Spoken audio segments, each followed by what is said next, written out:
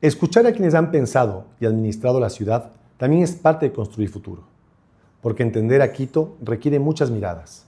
Hoy damos la bienvenida al exalcalde de Cotacachi, Auqui Tituaña. Bueno, querido Auqui, qué gusto tener esta oportunidad, este honor de conocerle ya en persona y además poder conversar con usted. Como le había anticipado, el objetivo de esta charla, realmente una charla, es poder compartir sus experiencias con quien nos va a escuchar y van a ver este episodio. Nosotros somos simplemente un canal para poder exponer a los ecuatorianos, a los ciudadanos, las experiencias de gente notable que en su trayectoria ayudó mucho a su ciudad, a sus ciudadanos por ende. Y este episodio, el segundo episodio de Impulso, lo que busca justamente es impulsar no solamente el conocimiento, sino también a que otras personas, otros ciudadanos se involucren de manera más activa. No hay que estar en la función pública para hacer cosas por la ciudad. Es más, la ciudad se construye con liderazgos políticos, pero también con liderazgos sociales. Y el objetivo justamente es ese, ¿no? Y ahora estamos en Cotacachi, una ciudad que tengo mucho cariño, Auqui. No le contaba eso a usted, pero mi bisabuelo nació en Cotacachi. Él se llama Segundo Luis Moreno. Fue un compositor muy importante nacional, padre de mi abuelo materno. Y aquí también hay una cercanía muy estrecha con Bernardino Echeverría, que es mi tío abuelo, que fue cardenal del Ecuador y obispo, y que tuvo mucho cariño a Cotacachi. De hecho, en Cotacachi, mi abuelita, le cuento, tampoco le conté antes de empezar la charla, pero mi bisabuelita y mi bisabuelito están enterrados en una casa que vivían aquí y que es ahora un centro para abuelitas. Entonces, hay un vínculo para mí muy estrecho. Aquí yo vine muchas veces de niño y de joven y tengo un gran cariño a Cotacachi, a Otavalo, en general a toda Imbabura, ¿no? Es una provincia y son ciudades que han marcado muchísimo, y una de esas personas ha sido usted. Así que gracias por recibirnos, por abrir su espacio y tener la oportunidad de conocer más a profundidad toda su obra, ¿no? De tantos años como alcalde. Usted fue 3 periodos consecutivos y después fue un periodo después, ya en el nuevo siglo, y sin duda la obra es palpable, ¿no? Así que gracias nuevamente por recibirnos en esta hermosa ciudad, que es una ciudad emblemática, una ciudad que tiene mucho encanto y que tiene muchísima historia, ¿no? Muchísima tradición. Y ahí viene la parte interesante, ¿no? El poder coexistir las tradiciones con el avance, con la innovación, que muchas veces uno piensa que hay que dejar las tradiciones afuera por avanzar, y no es así. Se puede trabajar en conjunto y son complementarios, ¿no? Así que eso, mi querido Auqui. Bueno, muchas gracias por la invitación, Santiago. La verdad, voy a romper el silencio. Yo había acordado hacer una pausa en la actividad pública, política, pero definitivamente quienes hemos estado en el escrutinio público, en la mirada de la ciudadanía, no podemos escaparnos tan fácilmente. Entonces yo acepté este conversatorio aquí en Cotacachi, efectivamente. Bienvenido al pueblo mágico, al pueblo multiétnico de Cotacachi. Y sí, creo que vamos a refrescar lo que ustedes han visto y han comprobado de los cambios en Cotacachi y lo que nosotros pudimos hacer con todas las dificultades económicas, sociales, políticas que nos tocó enfrentar, ¿no? Desde el año 1996. El 10 de agosto del 96 me inauguro como alcalde, el primer alcalde indígena, y luego de 504 años que llegaron los españoles, indudablemente imponen su sistema económico, político, religioso, social. Y luego, pues, con los criollos igual, con la república, los indígenas estábamos en un segundo plano y obviamente nos correspondía a nosotros mismos Pienso que ese es uno de nuestros méritos, habernos formado, porque también soy parte del primer grupo de indígenas que llegamos a la universidad. Unos estudiaron aquí en el país, en Ecuador, nosotros con mi esposa, entre otros compañeros, tuvimos la oportunidad de irnos a estudiar en Cuba. ¿Sí?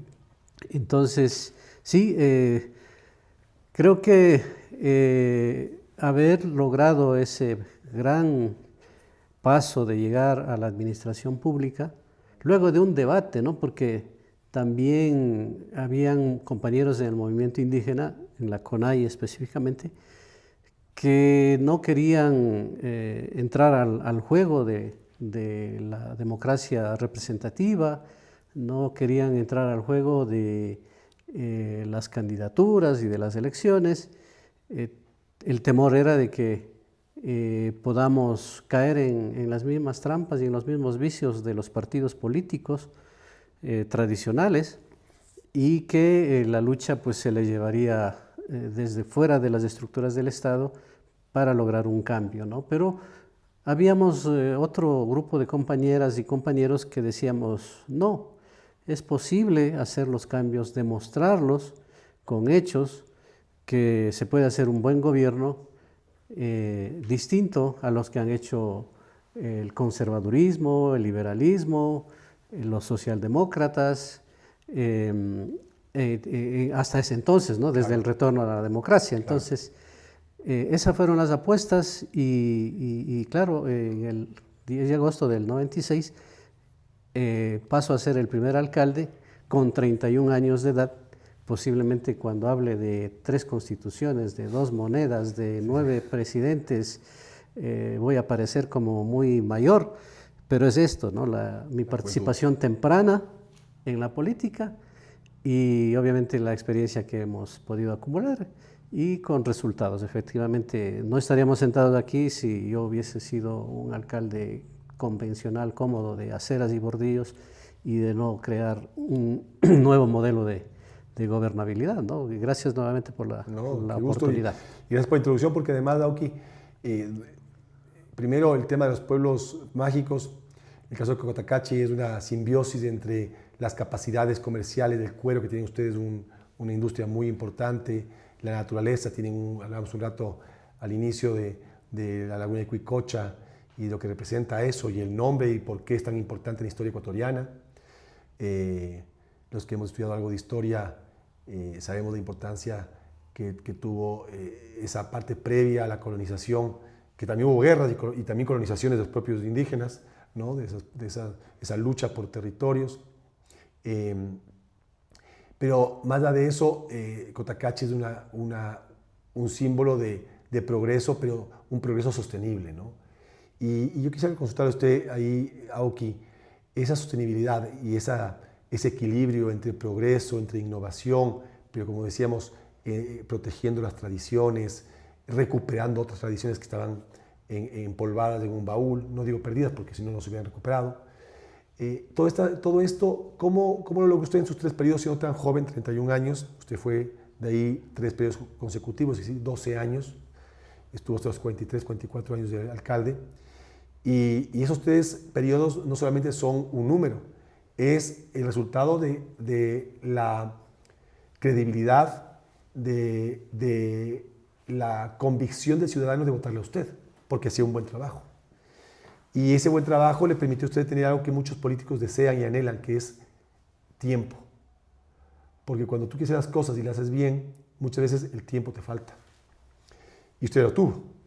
Entonces, esa ventaja que tuvo usted le permitió ser artífice de muchos cambios profundos. Y quisiera un poco que nos cuente, sé que hay temas ambientales, temas con el agua, temas con la educación, con la cultura, con la infraestructura. Entonces, un poco contarnos cómo le ve esa lógica de tradición, innovación, progreso.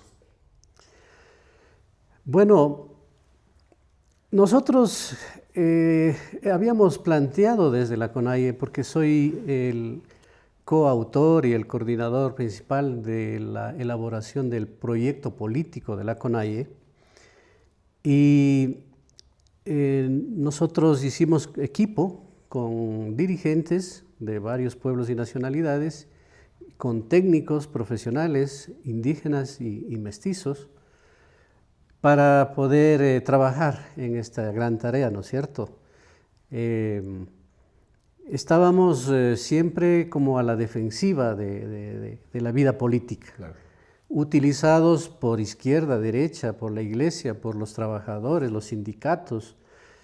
Entonces decíamos, ¿cómo pasar a ser actores, sujetos políticos y protagonistas de un cambio?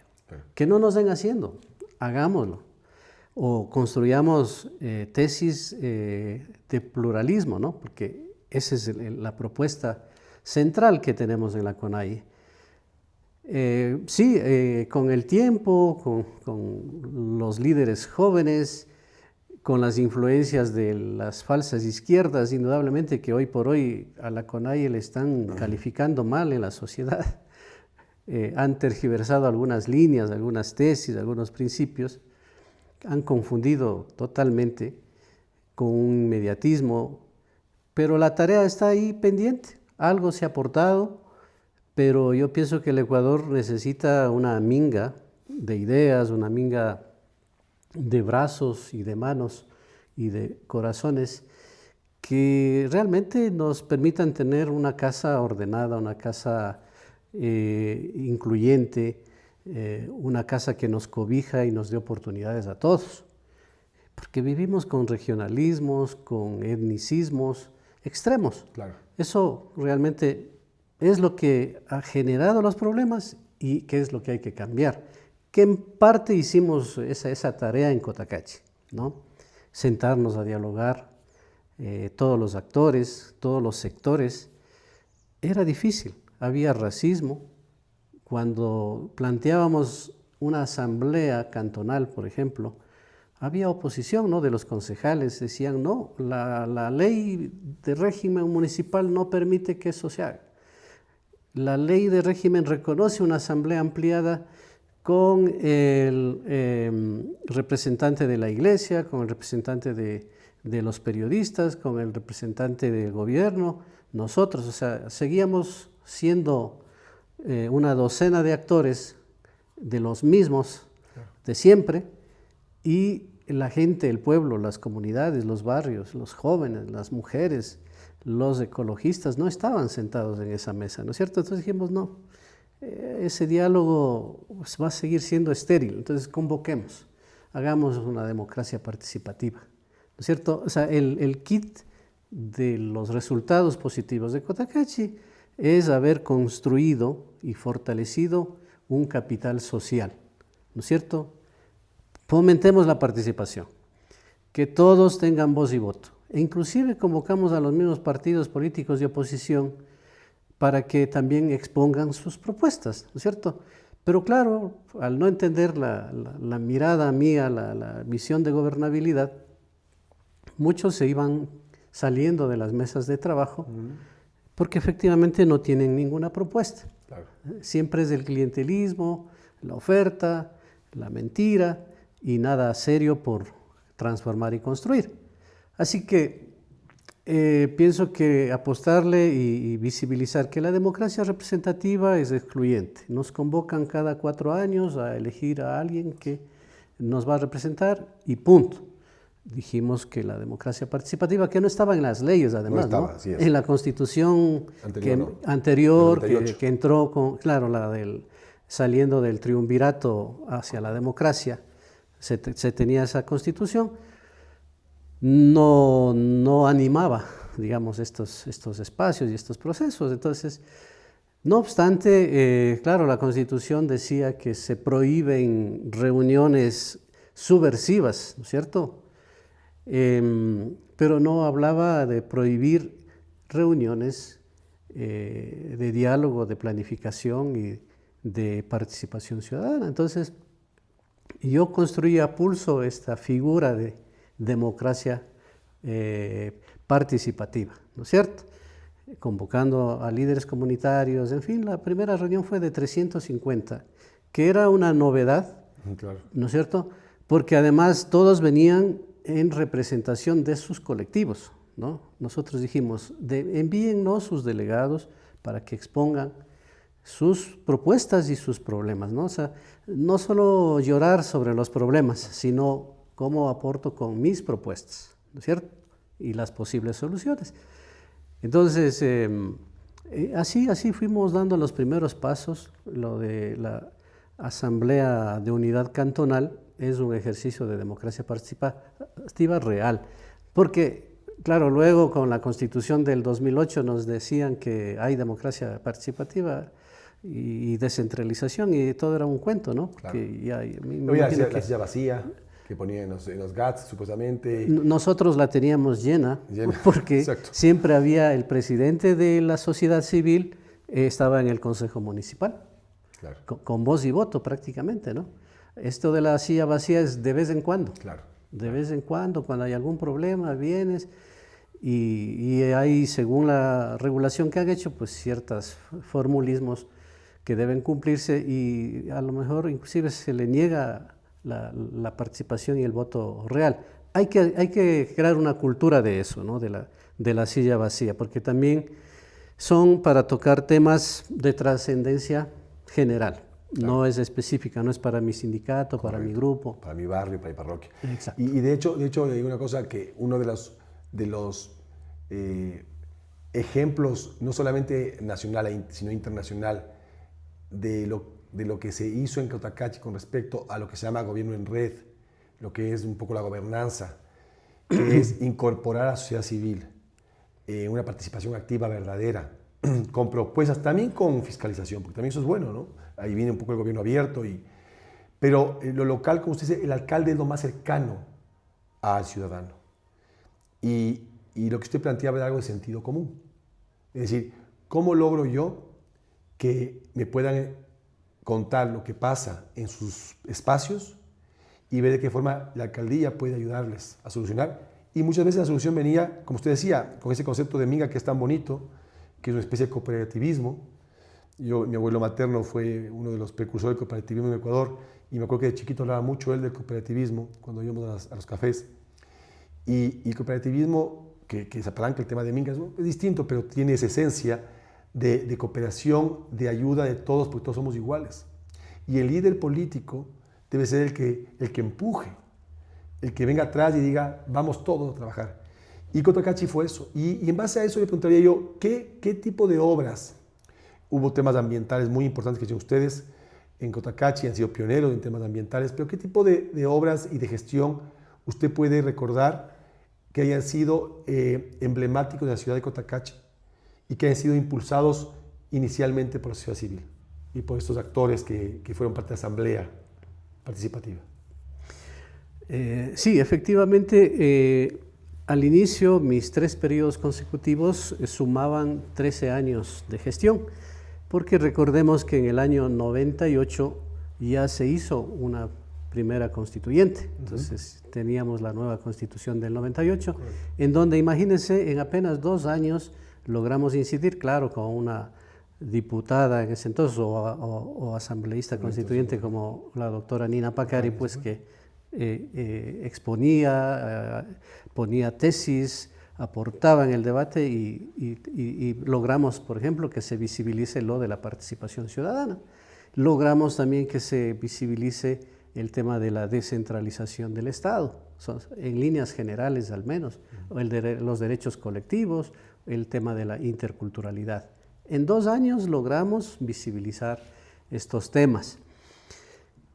Ahí hubo como unos 6 meses o un poquito más, en el cual, por ejemplo, ya nos dio chance de llegar a los 13 años, como le digo, ¿no? Nos extendieron. Y bueno, luego hablaremos del 4º periodo que usted mencionaba, tiempos de la pandemia y de los paros absurdos nacionales que también hemos experimentado.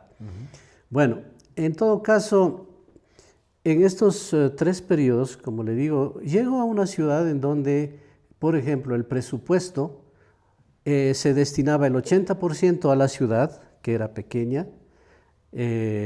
Pienso que apenas el 20% de la población estaba concentrada en la parte urbana, claro. y el 80% Rural. de presupuesto. Claro. Y el sector rural, que era el 80%, más extenso inclusive, recibía el 20% de presupuesto. O sea, qué absurdo, qué lógica. Por eso, cuando hablábamos de estos temas de la democracia participativa, también ya venía aparejado el tratamiento del presupuesto participativo. Cuentas claras, ¿no? Recuerdo yo claramente que concejales de oposición especialmente y hasta mis directores decían, pero es que el pueblo no va a entender las cifras.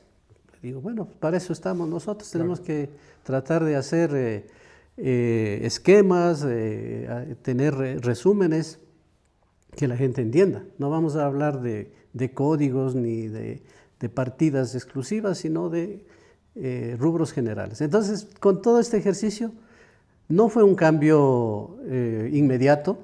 Fue un proceso. Lo lógico podría haber dicho, no, miren, el 20% para la ciudad y el 80% para la rural, porque así estábamos distribuidos en la población y en el territorio, ¿no? Porque además ninguno de los gobiernos, ni con la constitución vigente hasta el 98, ni la del 98, ni la del 2008, no han cumplido estos principios de población, de extensión territorial y de servicios básicos insatisfechos. Nadie trabaja planificadamente. Lamentablemente en el país nos falta esa planificación básica. Entonces, fue un proceso. Hoy por hoy, digamos, en el último ejercicio, pues prácticamente el 30% del presupuesto aproximadamente estaba en la ciudad y el 70% está en la zona rural. Y esa transición de presupuesto fue una transición ordenada, comunicada, aceptada por el ciudadano. Esto involucró, obviamente, esa participación ciudadana, hubo foros, hubo espacios de debate, donde el propio ciudadano explicaba su realidad. El que venía de la parte rural decía, miren, esta es mi realidad, y el municipio jugó como un catalizador, ¿verdad? Pero, ¿cómo logran ustedes que no haya una migración de lo rural al urbano y se mantenga? Porque ese podría ser el efecto natural de una ciudad, ¿no? Que poco a poco, y ahí iba a haber un descalabro, porque se quedaban con un espacio urbano mucho más grande, con menos recursos. ¿Cómo se logró esa parte de mantener esta riqueza rural que también te da muchísimo la ciudad y que no haya esta saturación?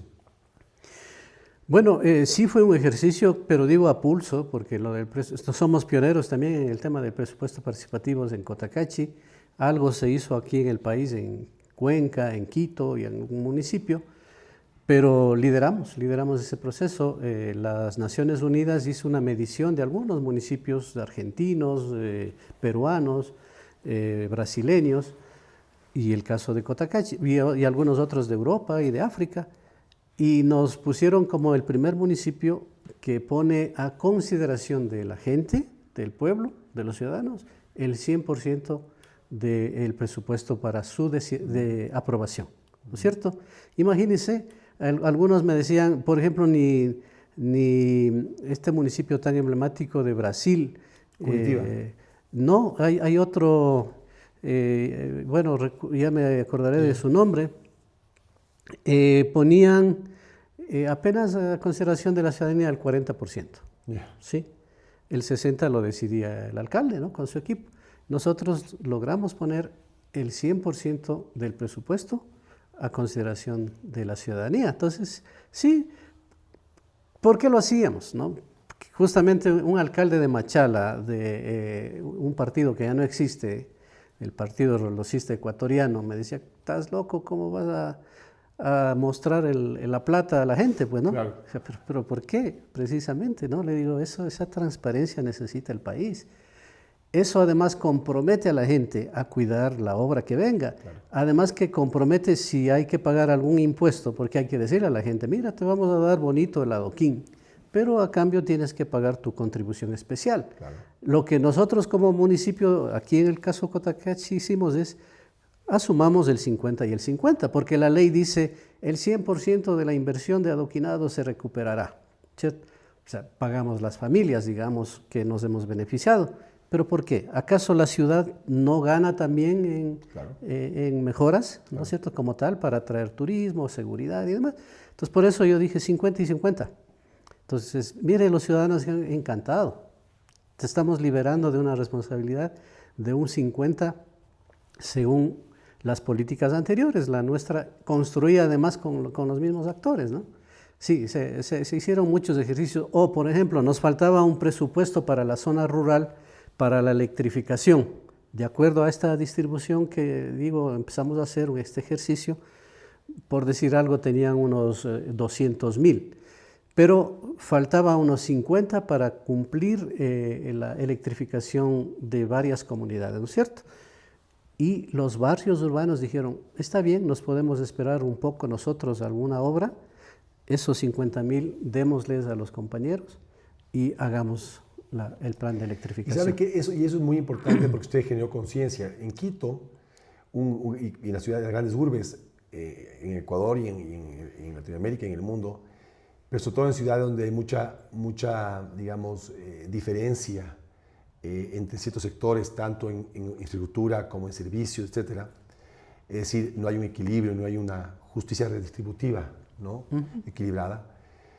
¿Qué pasa? Que los sectores que están más desarrollados, que también tienen sus necesidades, porque siempre hay necesidades, las necesidades son infinitas, siempre habrá algo más. Seguro.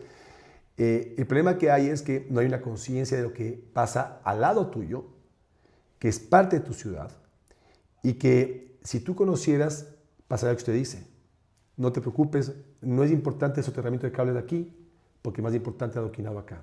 Seguro. Entonces, el trabajo no solamente es un trabajo de participación, sino tal vez un paso previo que ustedes hicieron en Cotacachi, que en Quito hay que hacerlo también, que se lo ha hecho, algunos alcaldes lo han hecho, pero no es suficiente, y no porque no quieran, sino porque es tan grande, y hay que seguir haciéndolo.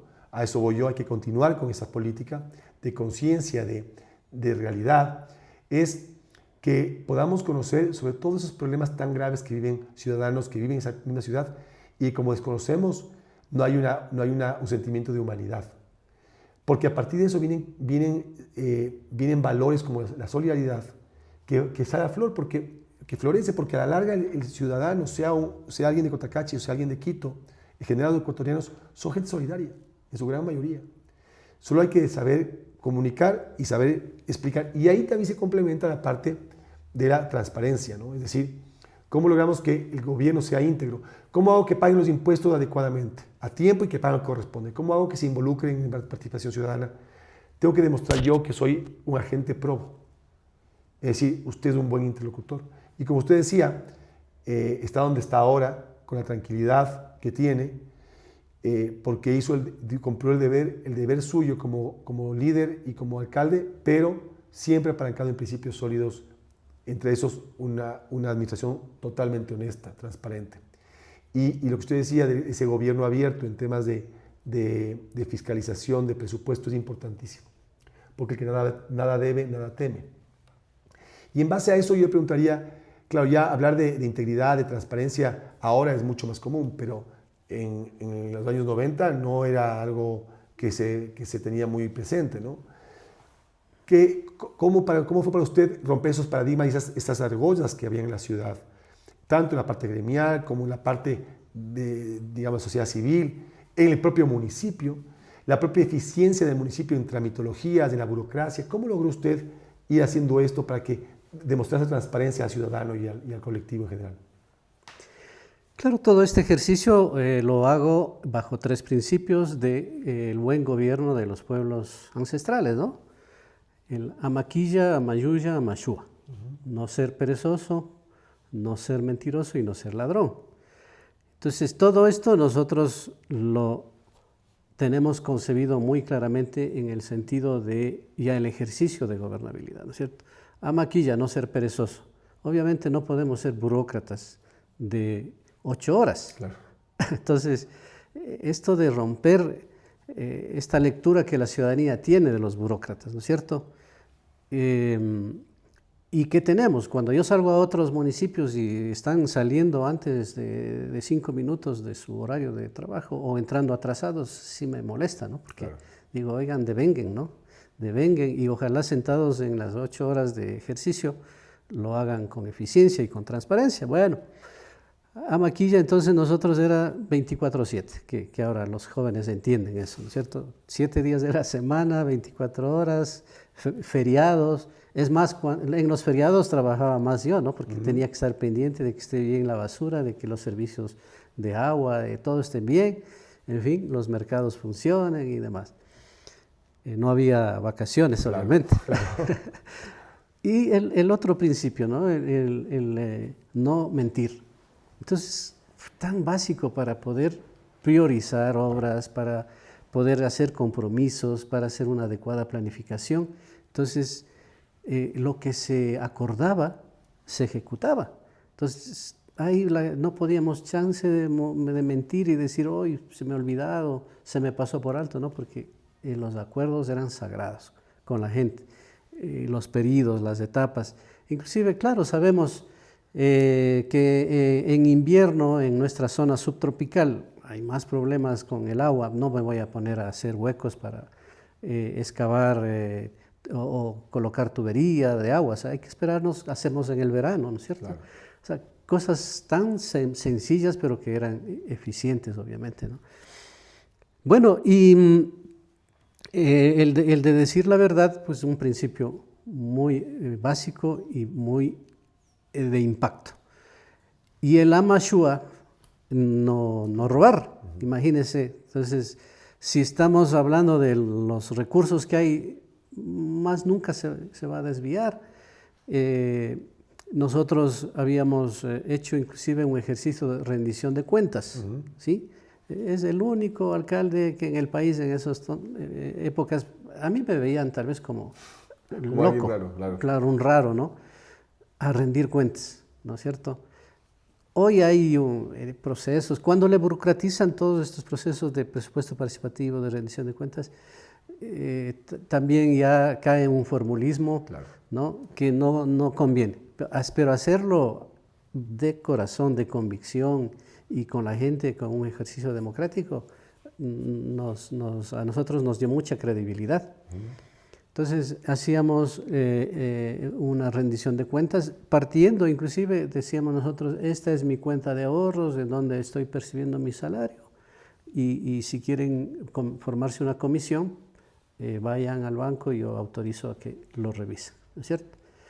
Pues la gente no creía que eso ocurría. O en el segundo periodo, ya con el aprendizaje y la lectura que pudimos hacer, puse mi renuncia el primer día de la posesión.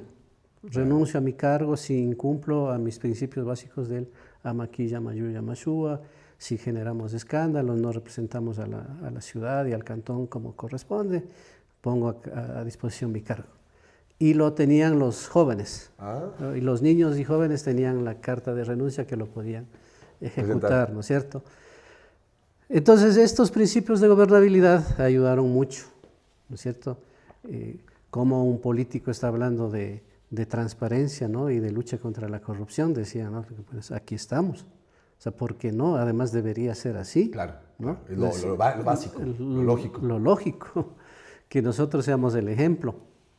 Eso predicamos con el ejemplo, hicimos toda una planificación sencilla. También yo estoy en contra de los tomos y tomos de planificación. Claro, que además no se van a cumplir. No los leemos. A mí me ha llegado algún proyecto, alguna planificación que por ley es obligatorio que cada alcalde lo haga al inicio. No se le puede leer esas 500 páginas, ¿no? Entonces, algo sencillo, algo con la gente. ¿Qué queremos? Turismo está bien, agricultura está bien, el tema de educación está bien, el tema de salud y el tema ambiental. En esos ejes trabajamos, y precisamente por haber priorizado las inversiones en estos sectores que la gente decidió, claro, ¿no?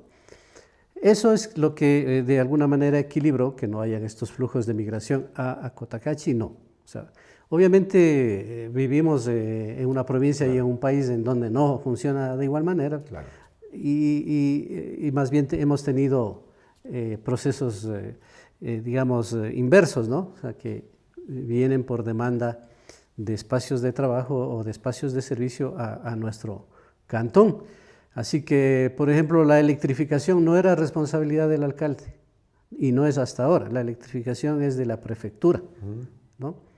No obstante, dije, no me prohíbe invertir, entonces vamos en coordinación con el prefecto, aunque simbólicamente, porque les costaba poner dinero a los prefectos de ese entonces, pero yo lo hice, ¿no? Lo hicimos, conseguimos recursos importantes del mismo gobierno nacional, este fondo de electrificación rural, pero con una adecuada planificación y un complemento del municipio y un complemento de las comunidades beneficiarias. Entonces las comunidades estaban dispuestas a aportar parte de ese presupuesto porque sabía que no va a desviarse, ¿no? Claro. Porque además había credibilidad y había, digamos, canales de evaluación y de control, claro. Esa Contraloría Social tan importante que también se dio. O sea, logramos de un cantón que tenía un 50% de electrificación, o un poco menos,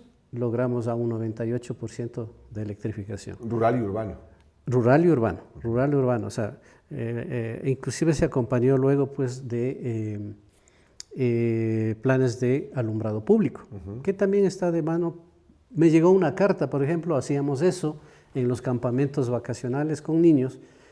Escríbanle una carta al alcalde a los niños, ¿no? Y pues, nos ponían, y uno de ellos dice, queremos unas luminarias en nuestra calle, ¿no? Porque queremos jugar un poco más en la noche, obviamente la ingenuidad y la intención de los niños, ¿no? De tener un espacio. Y luego dicen por ahí, para que no nos roben, ¿no? Queremos seguridad. Dije, que por el lado de seguridad el alumbrado público se justifica en todas partes del país. Claro. Hoy por hoy más, antes también, entonces se hizo todas esas gestiones. O sea, fue un niño el que dio el pitazo. Sí. Qué lindo. Sí, la verdad, en esa carta de los niños al alcalde.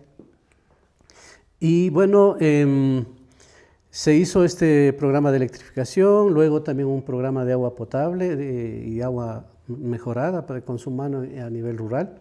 Asimismo pasamos de un 40% a un casi 100% de agua de consumo humano. No potable claro. Por las circunstancias, pero se invirtió. Agua entubada. Me recuerdo que en el año 2001 o 2002 le declaramos el año del agua, porque la mayor inversión de ese 70% rural, como le decía, siquiera un 60, un 70% estaba para proyectos de agua, porque también habíamos hecho los estudios y teníamos listos el respaldo para poder ejecutar.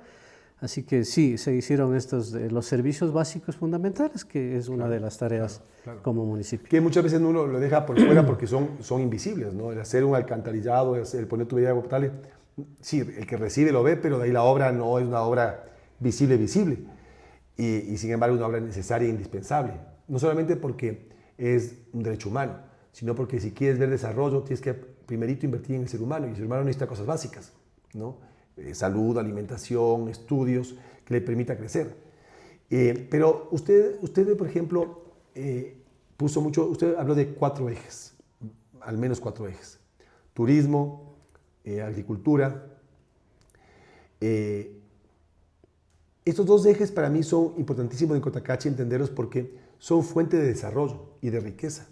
Porque muchas veces los municipios no se dan cuenta que si es que colaboran y dan el espacio propicio para que los ciudadanos puedan emprender o mejorar sus negocios o sus inversiones dentro de la ciudad, eso va a generar más pagos de impuestos, va a generar más mano de obra porque va a requerir esa mano de obra y por ende hay puestos de trabajo, la economía por ende fluye, hay más consumo, es decir, un círculo virtuoso.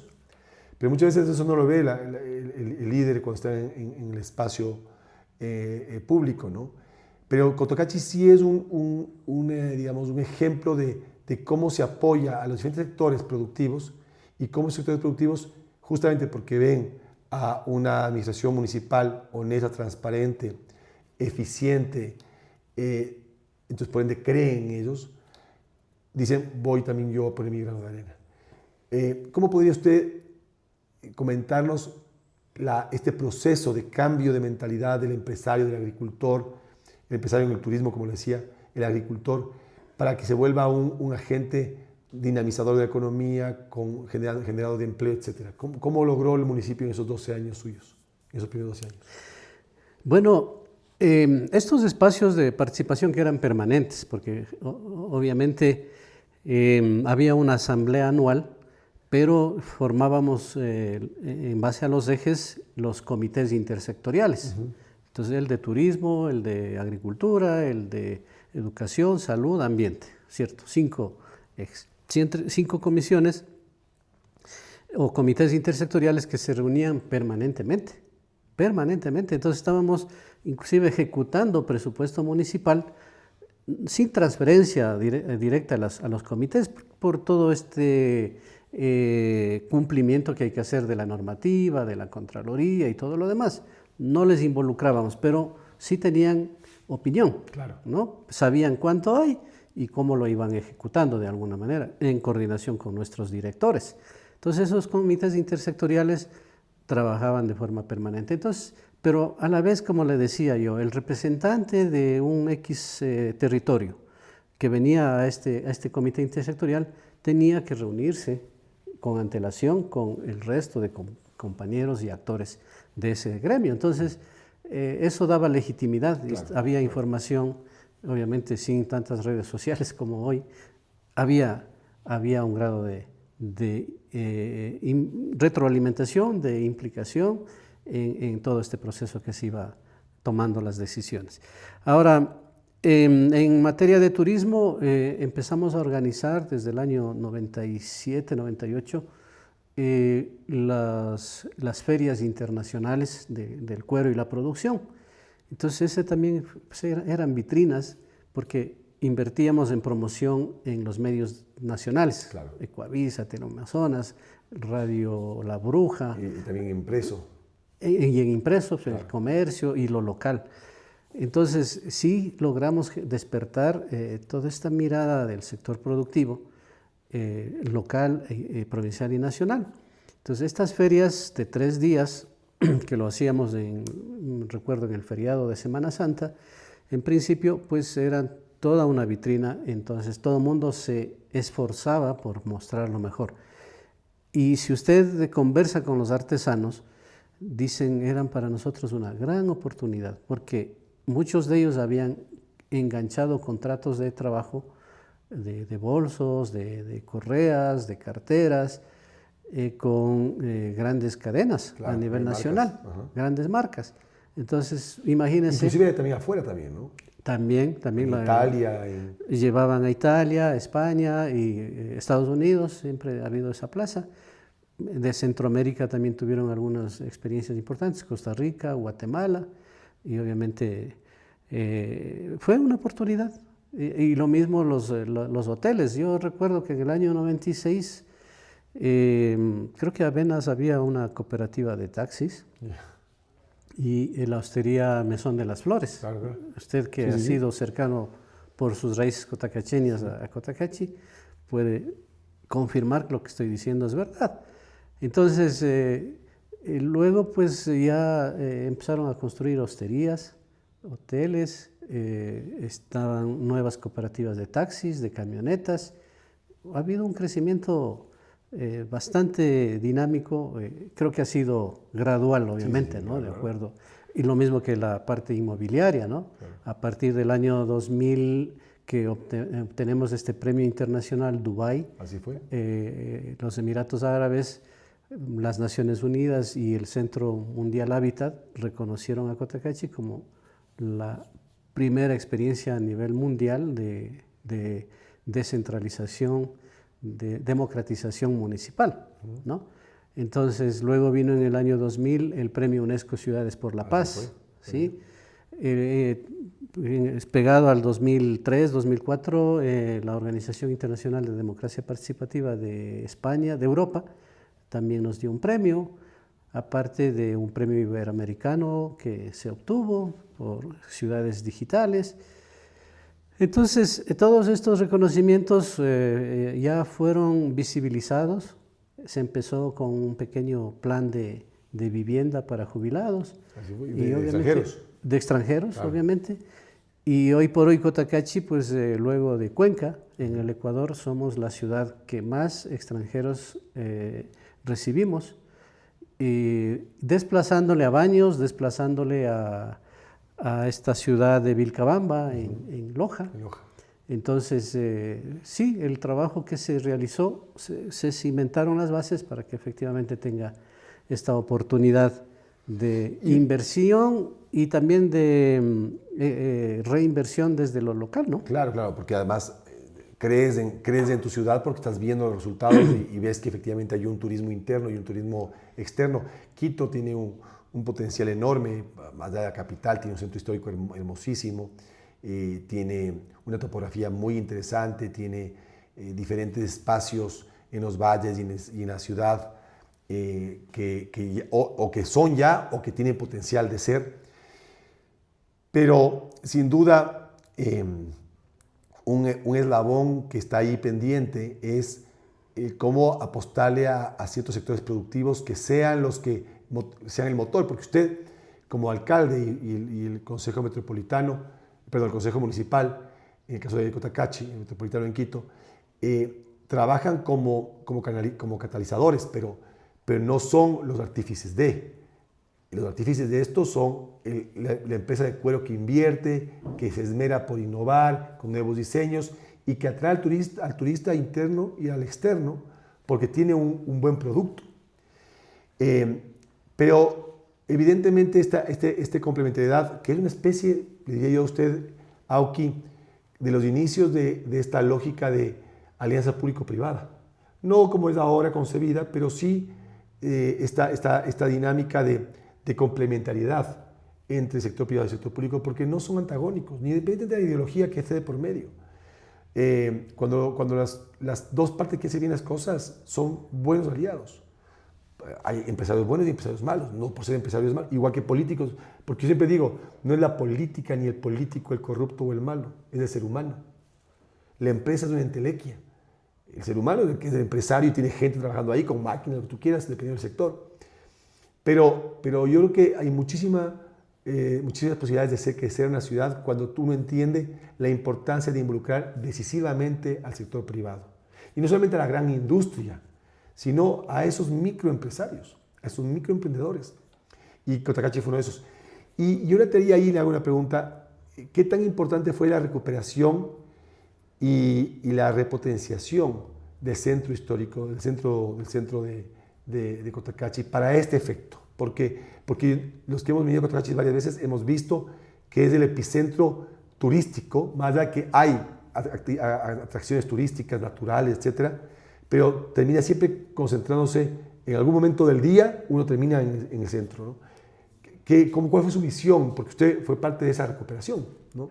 Y de ese impulso que se dio al centro histórico como un espacio, como hablábamos un rato, un espacio aglutinador, un espacio muy democrático, que todo siente que es suyo y por él se apropia, ¿no? Entonces, yo he caminado por ahí, es muy seguro, hay buena iluminación, hay comercio, y el comercio incentiva el caminar, entonces es un centro muy peatonal. Entonces, un poco cómo fue esta lógica y esta construcción de este nuevo centro o esta repotenciación de este nuevo centro en su gestión. Sí, muy importante. La verdad, en la zona central de Cotacachi nos enfocamos en organizarla, ordenarla y partimos del primer proyecto. Hubo oposición, como en todo lado, por desinformación, por mala voluntad, por politiquería. Por ejemplo, no nos apoyaban la idea de semi-peatonizar la calle comercial del Cuero, Claro. ¿no? La mayoría dijeron no, que van a perder su trabajo durante la realización de la obra y demás, y se opusieron, ¿no? Entonces dije, qué raro. Yo estoy tratando de empujar un proyecto y de hacer una inversión desde el municipio, desde lo público, para que ellos mejoren sus condiciones de servicio y de trabajo. Y obviamente hubo una oposición. Y yo respeté eso, por ejemplo, ¿no? Dije, bueno, está bien, es una alerta. Entonces vamos a hacer por otra calle, ¿no? La calle Bolívar, la que nos conecta con el antiguo mercado, que es una placita ahí de la interculturalidad, y al fondo está la iglesia. Entonces dijimos, vamos a regenerar este sector y le vamos a semi-peatonizar, es decir, darle mayor importancia al peatón que al vehículo. Claro. ¿Sí? Entonces se prohibió ahí el estacionamiento, se ensancharon las aceras, se le puso una decoracioncita muy, muy bonita con plantas y demás. Y así y eso también le puso. Efectivamente, Bancas. y ahí en donde empiezan a generarse nuevos negocios, ¿no? Y ya no eran solamente los del cuero de acá, sino empiezan a generarse nuevos negocios. Replicamos por la calle González Suárez, entonces como que consolidamos al Parque de la Matriz, Claro. que está la iglesia principal, está el municipio, y conectaba con la calle 10 de agosto, la del cuero. Entonces con esta regeneración urbana se pudo hacer también estos murales, grandes murales, uno del artista Pavel Lewes, el otro de Whitman Walsaqui, que está en el municipio, y el otro en la Plaza de la Interculturalidad. Son los murales públicos más grandes de la provincia de Imbabura, ¿no? Entonces, creo que apostarle a estos detalles, ¿no? Culturales, artísticos, el tema de identidad, el tema de seguridad y todo, pues ayudó efectivamente a que se consolide nuestro centro histórico. Y de la mano, obviamente, también animamos un proceso de conservar lo que haya que se pueda conservar, o hacer algo moderno, pero con aportes, digamos, ¿no? de ciertos detalles de la arquitectura que guarde armonía, tradicional, que guarde armonía, claro. Que no sean los cajones de cemento claro. fríos, digamos, muy, muy modernos, claro.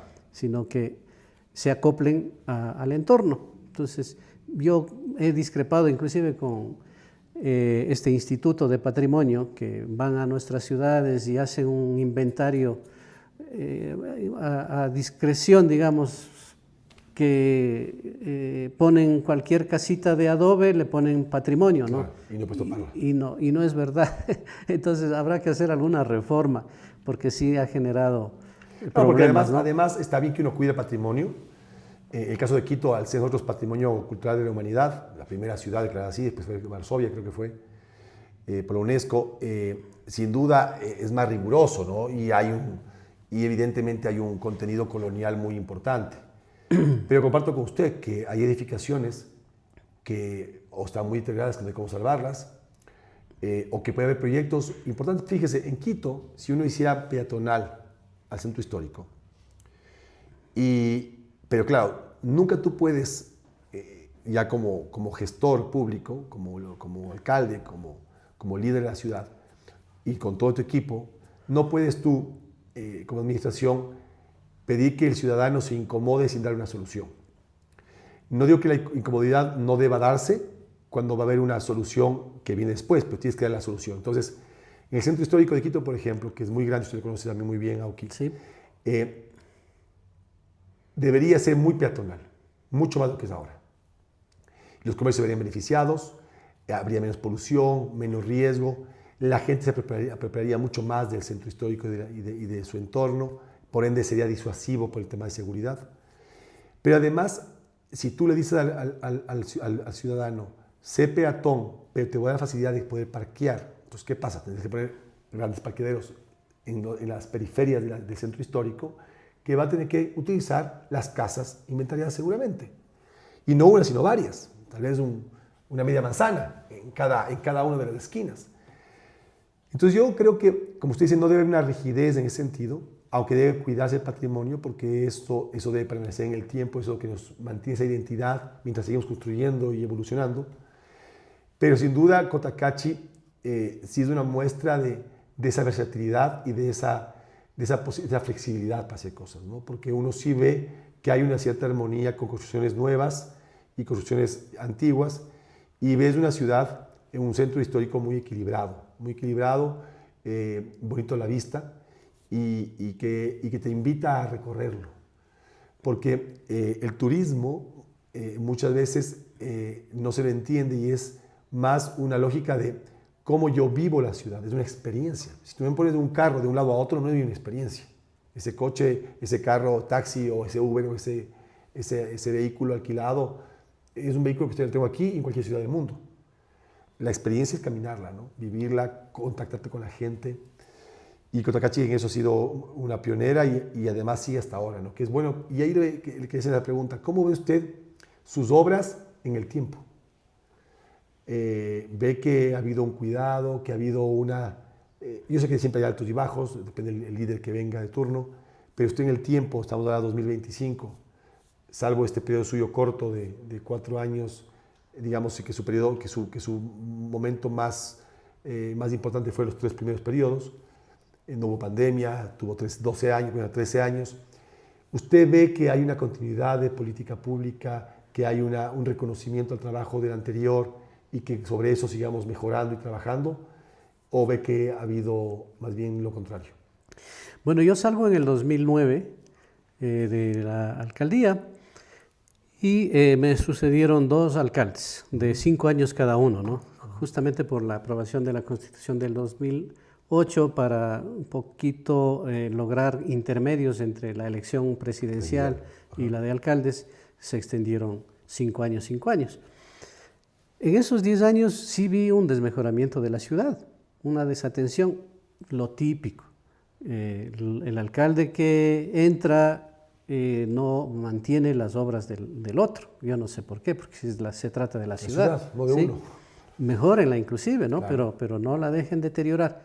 Y sí, o sea, había basura y habían daños en la parte de cemento, porque ocurre también, ¿no? Con el maltrato. Y eso me motivó inclusive a presentarme. Yo ya me había despedido en el 2009. Dije, ya he servido aquí en la ciudad y pues hagamos algo si se puede a nivel provincial o nacional, ¿no?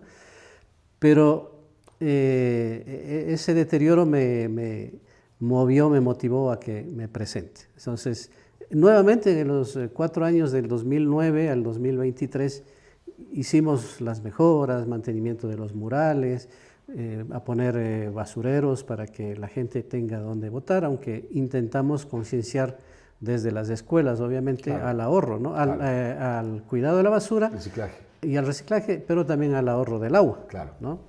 Recordamos nosotros en casa claramente cuando las hijas pequeñitas venían de la escuela a decir, oye, hay que cerrar la llave del grifo cuando nos estemos cepillando porque estamos desperdiciando, ¿no? Wow, gracias. O nuestras hijas cuando van a estudiar en Quito y dicen, qué loco, dicen, la capital de la República del Ecuador no reciclan, no separan la basura, mezclan orgánico e inorgánico. ¿Cómo es posible? ¿Y por qué Cotacachi lo logré? Porque lo hicimos desde el primer momento, digamos, no estábamos muy claros nosotros en tener esta práctica, esta cultura del reciclado de la basura. En fin, se pudo hacer, se cambiaron las luminarias efectivamente ya hay LED, en ciertos sectores utilizamos las solares, en fin, se actualizó, se volvió a ponerle bonito.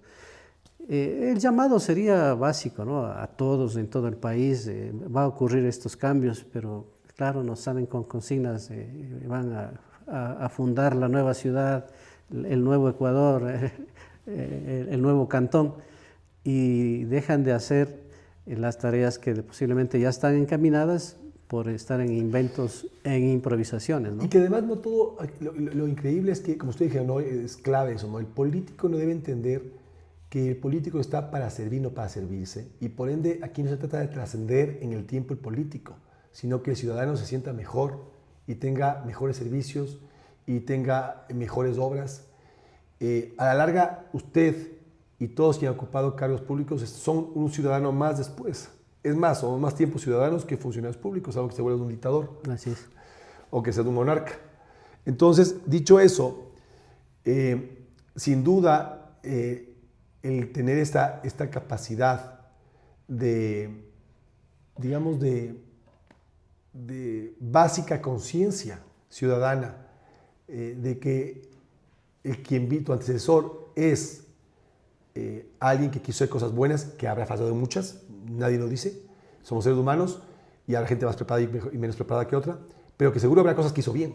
Y eso que hizo bien, reconócelo primero, porque no tiene nada de malo reconocerlo, y de ahí continúa y mejora, es que mejorarlo, o al menos continúa y mantiene.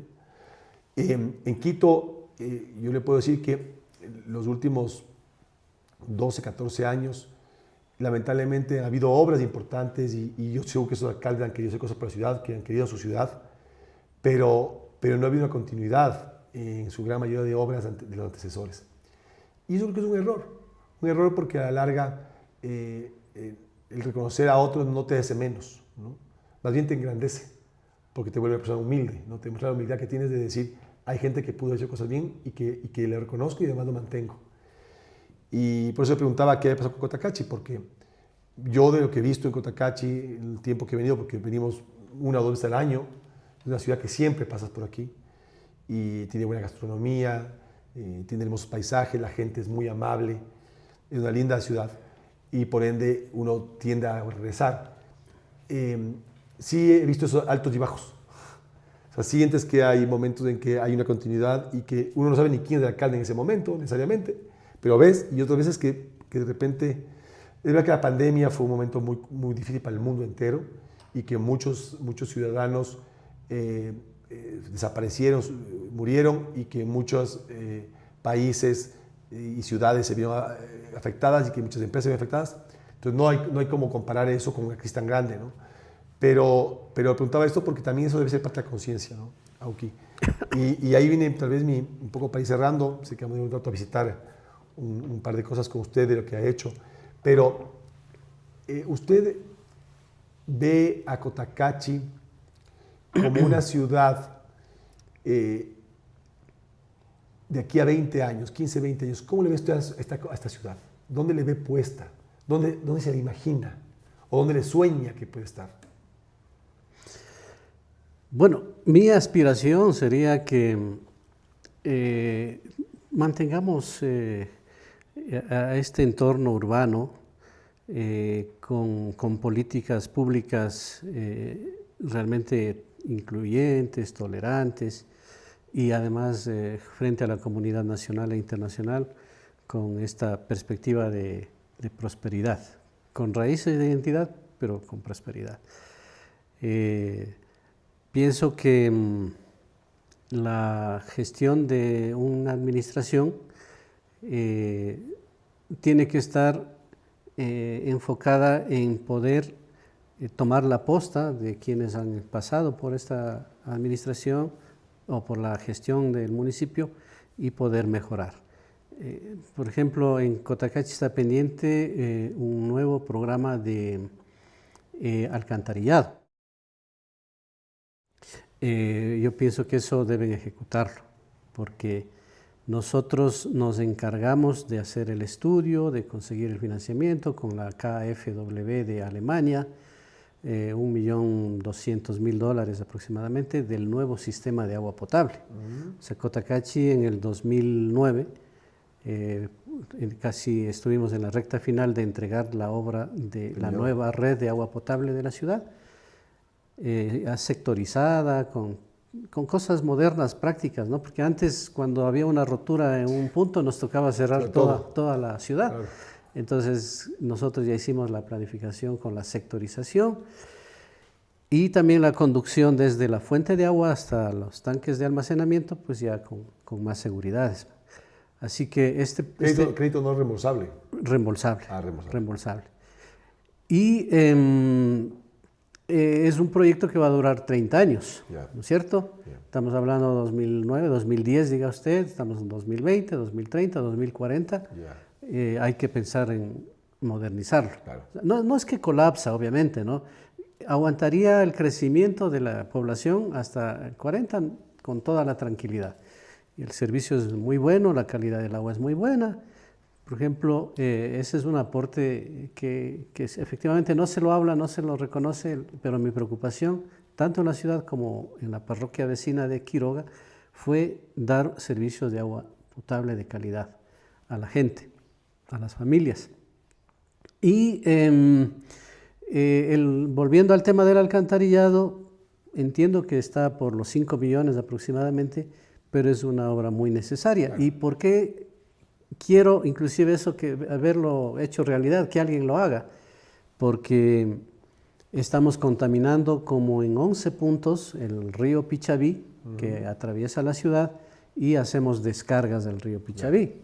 Entonces, se contempla en este plan de alcantarillado la acumulación, el almacenamiento de las aguas servidas para purificarlas, para tratarlas y poderlas devolver a la naturaleza recuperada. Claro. Entonces, imagínense cómo no voy a aspirar a algo tan importante para las presentes y las nuevas generaciones. Así que esas inversiones deben programarse. Y por qué no también soñar en un nuevo hospital. Nosotros, en la experiencia del manejo de la salud descentralizada, que por el Ministerio de la Ley lo asumimos en el año 2003 con el gobierno de Lucio Gutiérrez, había oposición del ministro Andino, me acuerdo, no querían cumplir con la ley. Nosotros habíamos preparado todo la parte jurídica, la parte técnica, la parte organizativa, presupuestaria para poder asumir el manejo de la salud pública en Cotacachi, desde el municipio, con el comité intersectorial, indudablemente, que nosotros teníamos, porque veníamos trabajando todos esos años. Lo hicimos posible, manejamos la descentralización de la salud, el único municipio en el país que logró resultados, por ejemplo, en vacunación del 120%. ¿Por qué?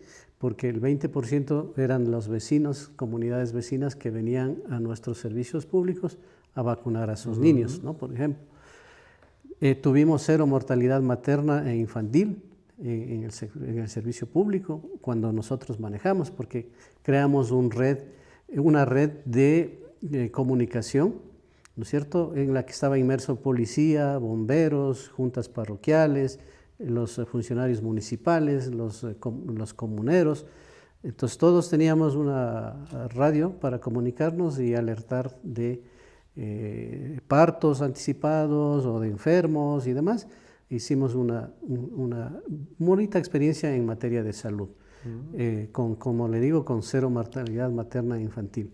Logramos atenciones, ya la gente no quería ir al hospital público. ¿Por qué? Porque no había médicos, no había medicinas y no había buena atención. Había inclusive discriminación con los comuneros. Entonces, cuando asumimos el manejo de la salud, logramos de 5.000 atenciones pasar a 54.000 atenciones al año.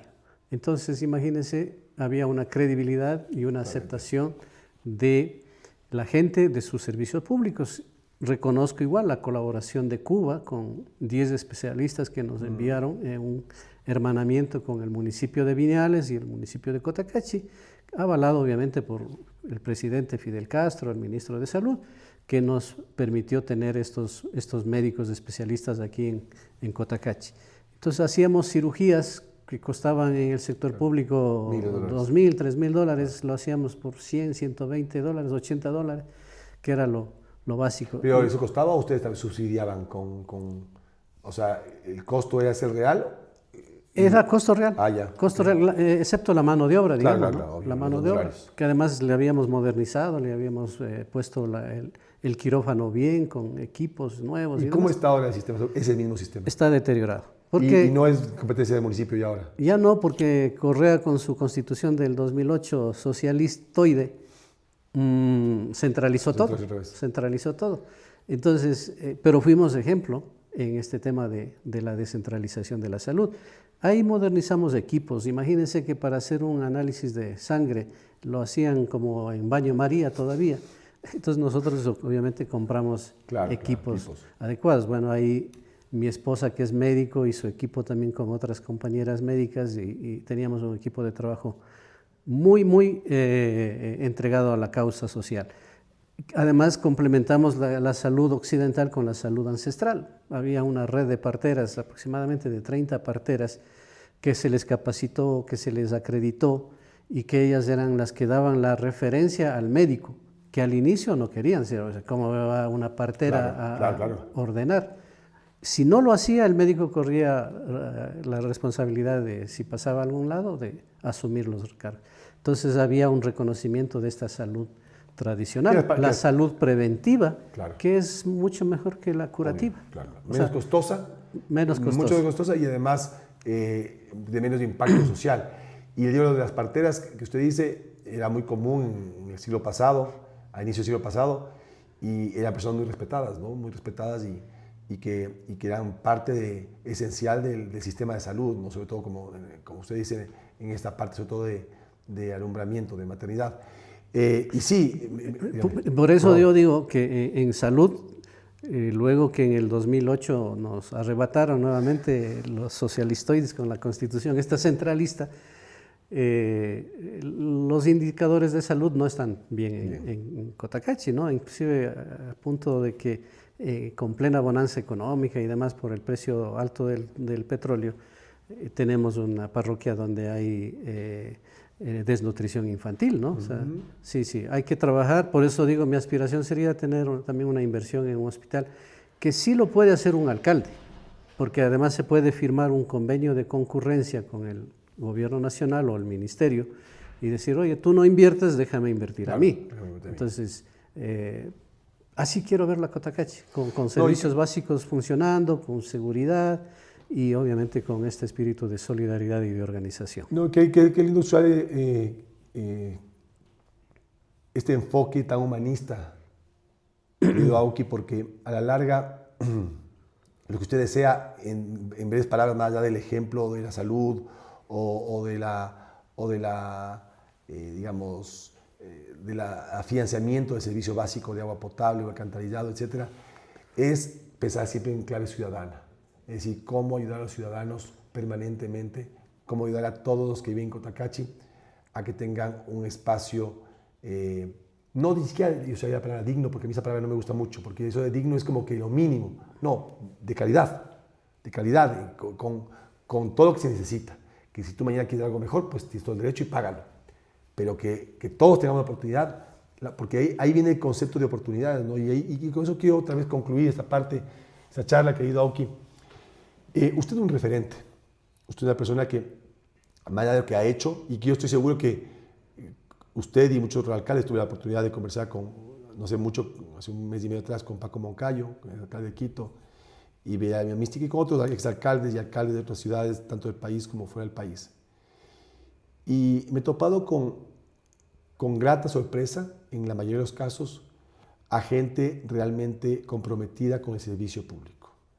Es decir, su afán simplemente es ayudar.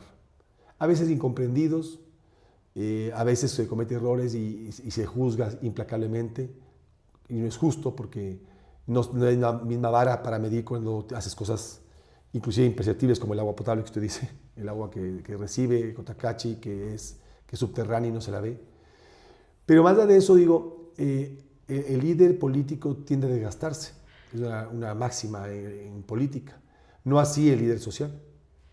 Y usted tiene esas dos calidades. Usted es un líder político y un líder social. Eso es raro ver, porque los políticos no les interesa ser líderes sociales, cuando debería serlo, porque el líder social sostiene la pirámide y además el líder social es quien entiende que es más importante su cercanía con la ciudadanía, escucharla, trabajar. Esta parte de trabajo en red es importantísima y no importa el tamaño de la ciudad, porque puedes tener otros interlocutores. O sea, no es un tema de tamaño, es un tema de decisión y un tema de estrategia. Y claro, ve a una persona como usted, que es un líder social, un líder político, que muchos le verán a usted como un referente. Y tal vez usted ni siquiera se entere. Y en base a eso, digamos, como corolario de esta charla, ¿usted cómo ve la posibilidad de reconfigurar, no sé si llámese el sistema de partidos políticos, no sé si llámese los espacios académicos para crecimiento intelectual y personal de quienes quieren dedicarse a la política, un espacio específico de construcción de funcionarios públicos que hagan carrera, así como la Cancillería, así como pasa en Europa, que la mayoría de funcionarios públicos tienen un andarivel distinto, donde tienen una oposición, donde tienen que trabajar arduamente en la universidad para poder pasar esos semestres, esos exámenes, y llegar a ser un funcionario público, porque a la larga la cosa pública se la ve como algo que no es de nadie y que cualquiera puede entrar. Y deben entrar los mejores. Si queremos tener buenos servicios, una buena burocracia, la burocracia no es mala. Es malo si es que es ineficiente y ineficaz, y si es corrupta. Pero la burocracia en sí misma no, es parte de un sistema que es el que existe hoy por hoy. Usted, ¿cómo ha trabajado en la construcción de nuevos liderazgos? Más allá de la CONAIE y de Pachacuti, que es el brazo político, yo lo veo en Cotacachi. O sea, centrando en Cotacachi. ¿Usted ha visto que hay jóvenes que están interesados en la política, que quieren dedicarse a aprender y a construir una carrera? ¿O ve apatía, ve desconexión? Porque hablábamos un rato de la continuidad, pero si no tienes gente que crea en esto y quiere servir, la continuidad va a ser muy difícil que se dé, porque vendrá gente que quiere aprovecharse del cargo y hacerse rica, ¿no? O estar en un momento, en un espacio de poder por estar en el poder, ¿no? Entonces, ¿cómo le ve usted esa parte? Bueno, siendo que la política justamente se ha devaluado tanto en el Ecuador, y los políticos lo propio, sí hace falta hacer un esfuerzo de todos los actores para que reivindiquemos al ejercicio de la política. La política es una ciencia, ¿no? El que no entienda ese principio básico está perdido, porque creen que es coger un micrófono, una tarima o no, y ahora el TikTok, y ya soy político, y eso es mentira. Si bien en el caso personal empecé joven, pero a mí me atraía la parte organizativa desde muy temprano. Claro. ¿No? Me vinculé a un colectivo cultural, luego ya en la vida universitaria en Cuba pasé a ser presidente del curso. Imagínense que los cubanos me nombraron presidente del curso. Luego hicimos un colectivo latinoamericano. Entonces, cuando retorno, me vinculo a la CONAIE, porque cuando nos fuimos en el 84 no había CONAIE. Claro, no había. La CONAIE nace en el 86. Uh-huh. Entonces, más bien en el 90 que retorno, pues aquí estamos a las órdenes, y por eso mi paso también, primero por la Politécnica de la Escuela Superior Politécnica de Chimborazo, luego la CONAIE, luego me voy a este proyecto en la Amazonía. Y he estado en un proceso de formación, ¿no es cierto? Claro. Entonces no ha sido que pasaba por la calle y me cogieron y Auqui es el nuevo político, ¿no? Entonces hay que caminar, hay que recorrer, y yo no me creo un gran político discursiador, yo soy ejecutor, combino la parte técnica de la planificación, de la economía, de todo este tema y visión social, con la actividad política de conexión, de comunicación y de animar y de vender los sueños, ¿no es cierto? Y enamorarle para que sea parte de este gran cambio que queremos. Así, como yo dije, el 50 y el 50. 50% de derechos, 50% de responsabilidades. Claro. ¿No? 50% los públicos, 50% los privados. Por último, hagámoslo de esa manera. Claro. Y no me he enfocado en formar una escuela como tal. Realmente hay que tener recursos, debería ser lo correcto, ¿no es cierto? Que grandes partidos, movimientos den esas opciones. Yo valoro a quien como Rosalía Arteaga, por ejemplo, ella tiene su fundación y ahí también tiene un brazo de formación política o de al menos intercambio con líderes y con jóvenes profesionales.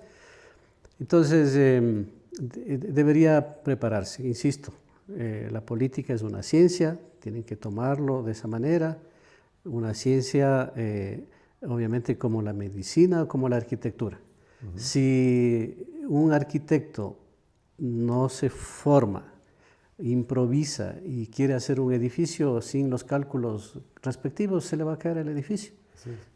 El político que no se prepara, no planifica, no hay conciencia social y esta especialmente de la transparencia, la sociedad se va a destruir. Así es. ¿No es cierto? Va a haber carencias de servicios, va a haber quemeimportismos y va a haber confrontaciones, va a haber caos. Entonces, precisamente por eso, o el médico que no se ha formado y quiere entrar a un quirófano, claro, a una operación de corazón abierto sin serlo, indudablemente que lo va a matar al paciente. Entonces, la política tiene que vérsela de esa manera, claro, a nivel parroquial, cantonal, provincial o nacional. Lamentablemente no hay esa conciencia y esperemos ser con estos diálogos los que demos las pautas para que efectivamente no se desanimen los jóvenes y dicen, no, yo a la política no voy porque es corrupción y es mentira y es cuento. Eso es lo opuesto a lo que es política. Entonces, más bien la política es servicio, es austeridad, es eficiencia, es solidaridad, es humanismo. Entonces, creo que los jóvenes tienen que prepararse de la mejor manera y tomar la posta, porque nosotros hemos hecho nuestro mejor esfuerzo posiblemente con los resultados que están, pero otros pueden ser mejores que nosotros. Claro, que nos emulen y que nos ganen, pues esa sería nuestra felicidad. Qué mejor, ¿no? ¿Sí? Uno dice cuando un buen líder se rodea de gente igual o mejor que uno. Y eso justamente lo que busca es la continuidad, ¿no? Y yo creo que este es un espacio propicio, este espacio de impulso, un espacio propicio para impulsar también a muchos jóvenes a que salgan de esa zona de confort o que dejen ese temor. Justo en muchos casos, no más ahora que es tan agresivo y tan hostil por lo que sabemos, ¿no? por las redes de narcotráfico, por la violencia que existe ahora en todas las esferas, es todavía una razón más para no lanzarse a la arena política, pero es una necesidad porque o son unos o son otros, alguien va a ocupar ese espacio. Y como usted bien dice, yo comparto plenamente sus palabras y lo he dicho en muchos foros también, de que el médico es médico no porque lleve una bata blanca y lleve el bisturí porque se le va a matar en la operación de corazón abierto, porque pongo el mismo ejemplo que usted pase así de crudo. No basta el abogado, yo soy abogado, no basta el abogado que lleve la ley, el que se haya leído el artículo, porque la ley va mucho más allá, el derecho va mucho más allá, va al raciocinio jurídico, al criterio jurídico, a esa profundidad, porque también es una ciencia, ¿no? Y tampoco, igual como usted arquitecto, que yo me gusta dibujar y porque dibujo bonito un edificio, voy a construir un edificio.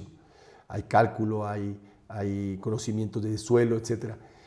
Y sin duda el político debe ser lo mismo, porque no es que cuando tú pones requisitos para ser alcalde, para ser concejal, para ser asambleísta o diputado, o para ser presidente, o para ser un ministro, si es que es nominal, o secretario, si es nominal, no es que estás coartando el derecho a poder participar, sino estás diciéndole, si quieres participar, prepárate.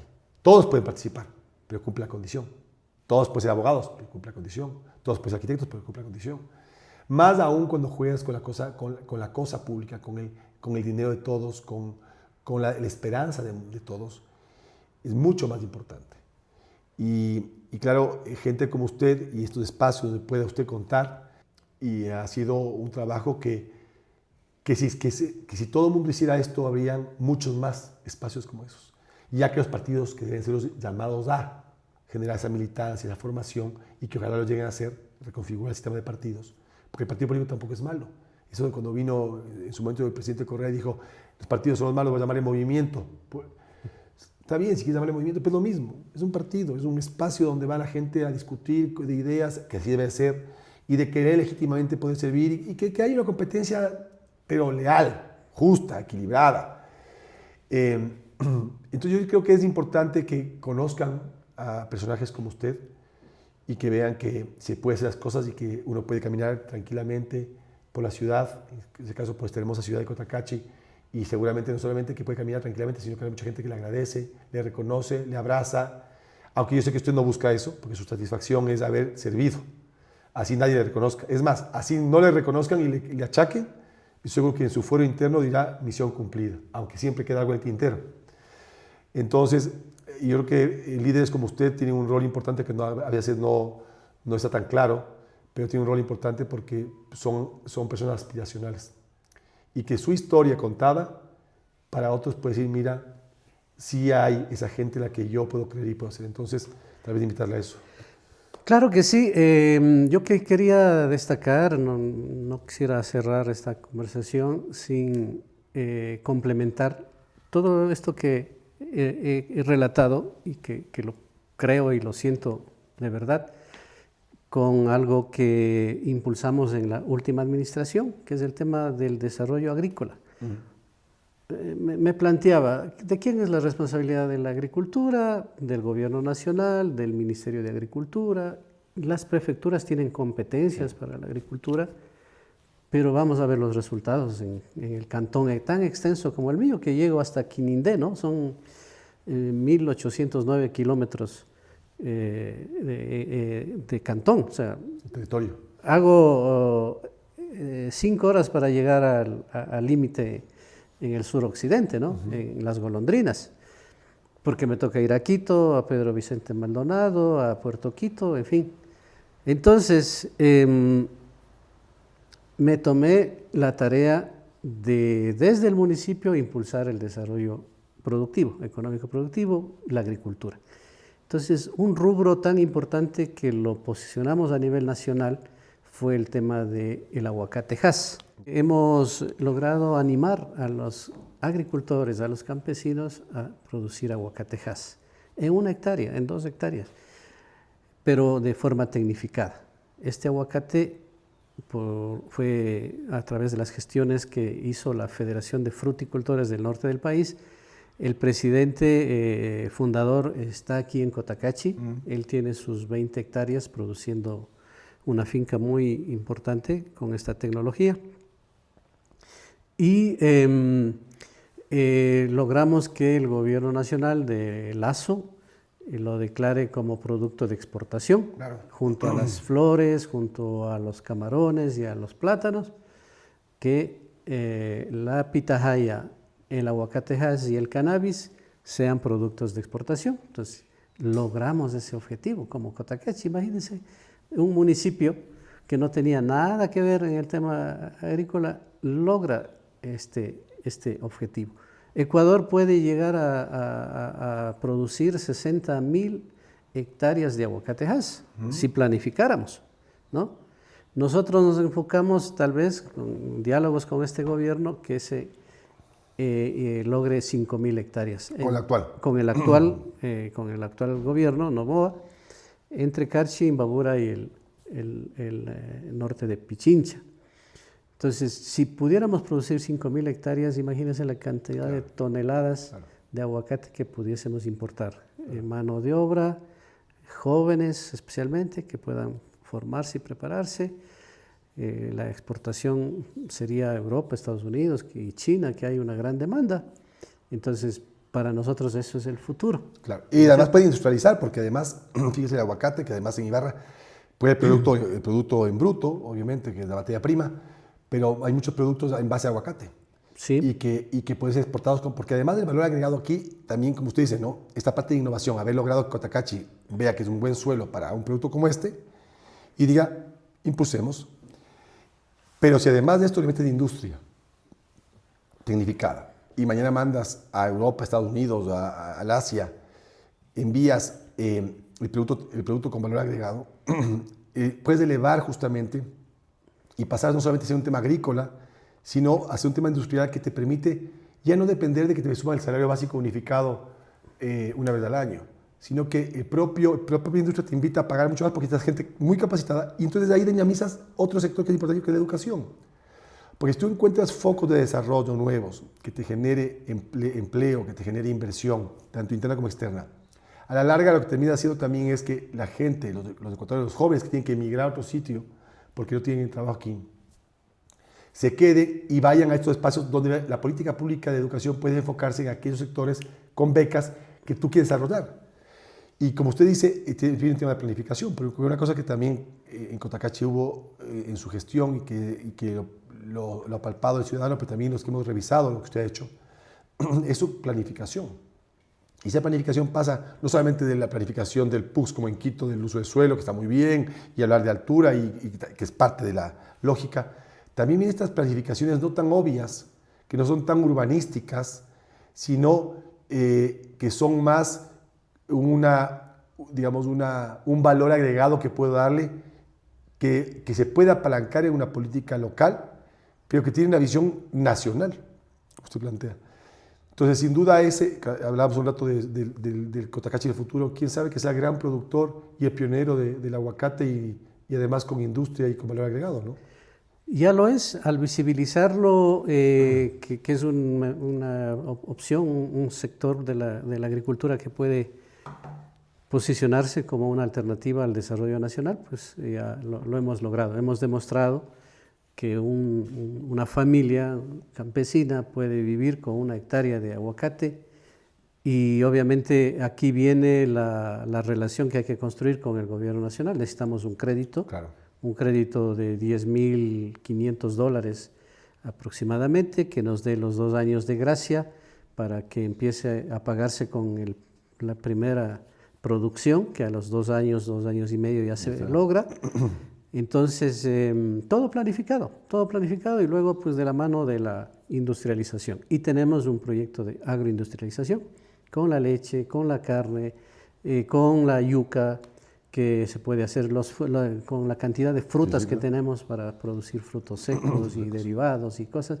Entonces, esos son las actividades que hay que hacer, que no esperemos del Ministerio de Agricultura, que el gobierno facilite, y también, ¿por qué no?, invitar a la banca privada que pueda enfocarse en estos temas, exigirnos ciertamente a los actores que estamos acá a nivel local, a tener estudios y documentos de soporte, pero ser facilitadores también de esto, ¿no? O sea, no ver solo números y rentabilidad. Hay rentabilidad. Además que sí. Además que hay rentabilidad. Hay que generar confianza y hay que hacer un trabajo en equipo. Esa sería un poco la invitación. Y finalmente decir que en el tema ambiental nos preocupamos mucho en cuidar los ríos. Le hablaba de la necesidad de recuperar el río Pichaví, cuidar la zona subtropical, los bosques andinos, en fin. Y obviamente tenemos la gran amenaza de la minería, claro, pero que se tomen las mejores decisiones con transparencia, de lado y lado. Es importante. De lado y lado, que hayan políticas públicas claras y obviamente ver las alternativas, porque a veces vienen a una zona rural de campesinos y dicen, aquí va la minería. Esa es una imposición. Claro. Arbitraria. Hay alternativas para ese sector, por ejemplo, en la agricultura, como le estoy diciendo, que es más, ya con los líos que tuvimos por allá en el año 96, 97 con la Mitsubishi Metal, la toma de campamentos, incendio de campamentos y todo desde el lado de la defensa de los comuneros. Ahí se generó la agricultura orgánica del café. Cotacachi también es un productor de café de altura muy importante y fue como una alternativa. Miren, no a la minería, hagamos agricultura orgánica del café y hagamos turismo, ecoturismo, ¿no es cierto? Que somos pioneros también en el turismo comunitario en Cotacachi.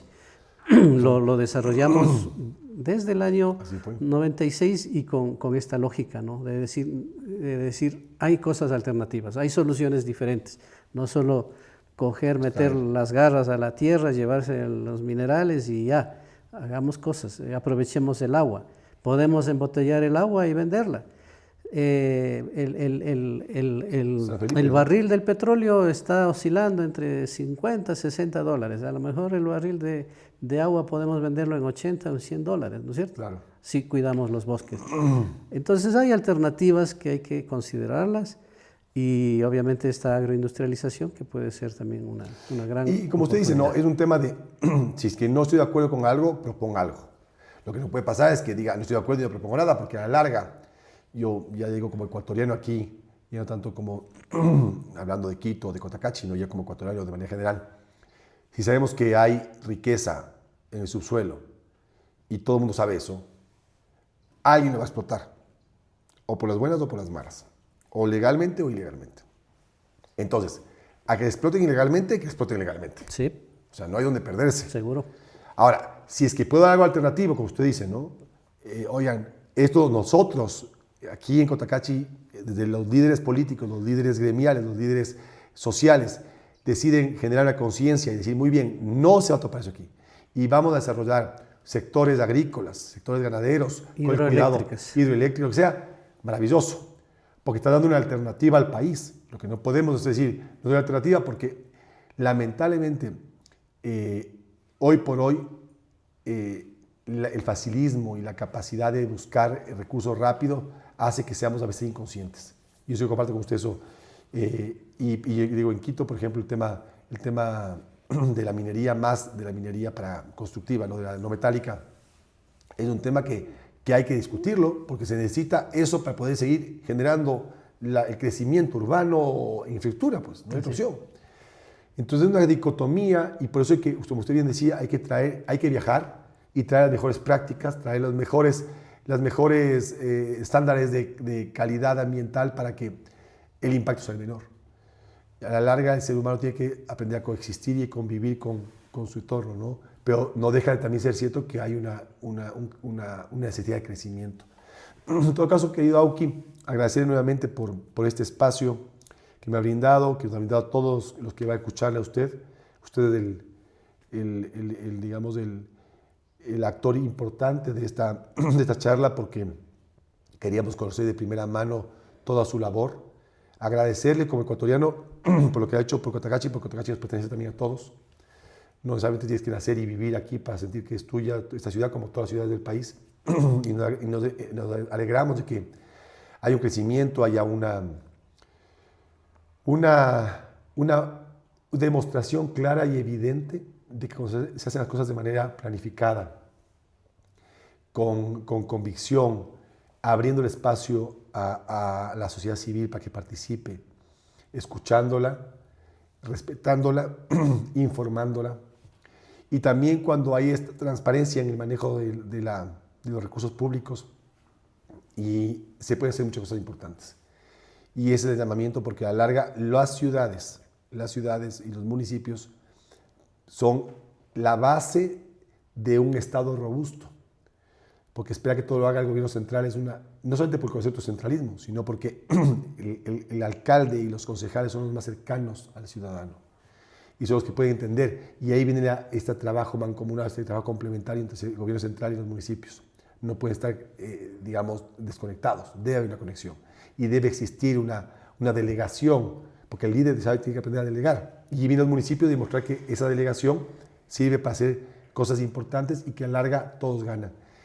Y Cotacachi es una muestra de eso. Así que agradecerle enormemente por su espacio e invitarle a que vaya pronto a Quito para poder vernos ahí, poder recorrer un poco Quito, nos pueda dar sus ideas de qué se puede hacer también ahí y dejarle puesta esa semillita de no se aparte, tiene mucho que contar, está joven, tiene muchísimas ideas, muchísima experiencia y esa experiencia tiene que compartirla.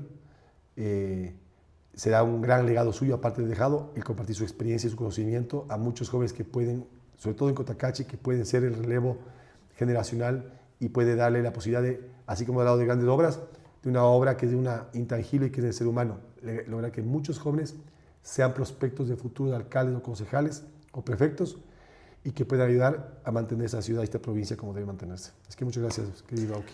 Sí, muchas gracias. Nosotros satisfechos de esta conversación. Sabía que es una oportunidad de refrescar el camino que hemos recorrido y obviamente también dejar trazado algunas tareas que a lo mejor lo hacemos nosotros, lo pueden hacer otros. El Ecuador necesita la minga, sí. La minga que no se la ha organizado, no se la ha sincronizado obviamente, pero creo yo que los ecuatorianos podemos llegar a una mesa de diálogo intercultural bien importante en la medida que la academia se involucre, que la iglesia en sus mejores episodios puedan también participar, en las organizaciones sociales y el gobierno nacional que tiene que entender, obviamente no hemos tenido gobiernos que puedan conectar con la gente, no hay el conocimiento real, cabal de las provincias, de los territorios, de los pueblos y nacionalidades. Entonces sí hay un gran trabajo por hacer. Y sí, yo no quiero despedirme sin tocar el tema de la alfabetización, que nosotros lo hicimos.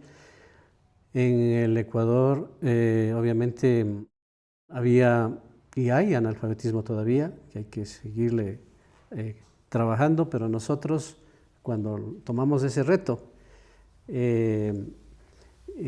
Ecuador tenía como un 9% de analfabetismo, la provincia un 13, 14 y Cotacachi estaba con el 23% de analfabetismo. Entonces, con la aplicación de un programa muy importante también, reconocido por la UNESCO a los cubanos, al programa Yo Sí Puedo, logramos disminuir el analfabetismo a 2.9%. Con ello declaramos Cotacachi territorio libre de analfabetismo, avalado por la UNESCO, como digo. Entonces, con esta experiencia se compartió con 11 prefecturas, con 90 municipios a nivel nacional. O sea, medio país trabajaba en una propuesta, en un proyecto que Cotacachi lo había empezado. Lo mismo pasó con la descentralización. Muchos se entusiasmaron, no lo pudieron hacer, tal vez no tenían la mirada y la experiencia y el equipo, pero lo intentaron. Imagínense si desde lo nacional se compartiera, se delegara la ejecución de estas mejoras a nivel de la salud, de la educación, Ecuador sería realmente otro. Eso quería compartirlo y decirle, recuerde, posiblemente caminemos la ciudad. Aquellos que se oponían a hacer la regeneración urbana, la semipetonización, en el año 2004, en el 96 se habían opuesto y en el 2004 pidieron que lo hagamos. Y sí lo hicimos. Fíjese cómo... Claro. Es que vieron la ventaja, vieron el resultado. Los resultados, la confianza, la credibilidad. Y al final el centro histórico y centro comercial se ha consolidado y Cotacachi ahora es admirado por los visitantes extranjeros, los visitantes nacionales, porque es una ciudad bonita, organizada, limpia, que es lo que un poquito nosotros pusimos nuestra primera semilla. Y no fue lo material lo primero, fue los humanos, lo social. Por eso decía el capital social, tan importante como el capital financiero. Entonces, si usted me dice cuál obra es la que más le impacta, pues todas las materiales son dignas de un aplauso porque nos costó mucho, pero esta de la alfabetización y el de la salud gana, es el número uno. Para mí están sembradas en el corazón como uno de los resultados más importantes del paso por la función pública. Así que creo que me puedo declarar humanista más que las otras opciones, porque cumplimos una tarea tan importante en medio de la tormenta política, de las crisis políticas que había. Cayó Bucaram, cayó Rosalía, no la dejaron, cambió a Fabián Alarcón, luego vino Maguad, luego cayó, vino Gustavo Noboa, luego Lucio cayó y luego vino Alfredo Palacios y hay un triunvirato ahí que también fue gobierno por horas de Solórzano, Vargas y Mendoza. Entonces, en medio de ese caos, en medio del cambio del sucre al dólar y en medio de 3 constituciones, en Cotacachi podemos hacer un bonito ejercicio de democracia y de humanismo. Qué bien. Gracias, Santiago. Gracias. Gracias, Dauki.